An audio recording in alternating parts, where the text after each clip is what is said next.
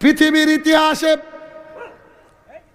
রাসূলুল্লাহ সাল্লাল্লাহু আলাইহি সাল্লাম আল্লাহর কাছে সর্বশ্রেষ্ঠ, শাফায়াতের অন্যতম কান্ডারি, জান্নাতের উদ্বোধক যিনি, তিনার নাম মুহাম্মদুর রাসূলুল্লাহ সাল্লাল্লাহু আলাইহি সাল্লাম।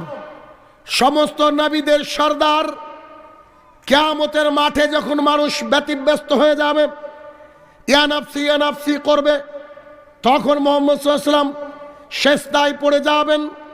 আল্লাহ তাআলা বলবেন, তুমি তোমার মাথাটা উঠাও, তুমি যা বলবা আমি আজকে মেনে নিব। কে বলবেন? মুহাম্মদ রাসূলুল্লাহ সাল্লাল্লাহু আলাইহি সাল্লামকে আল্লাহ তাআলা বলবেন, তুমি মাথা উঠাও, তুমি যা বলবা আমি মেনে নেব। তিনি কি বলবেন? জমি জমা দরকার, ব্যাংক ব্যালেন্স দরকার।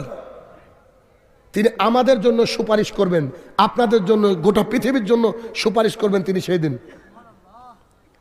সেই শ্রেষ্ঠ মানুষটাকে সবচেয়ে বেশি যিনি সাপোর্ট দিয়েছেন তিনি হলেন তিনার চাচা আবু তালেব, ঠিক না?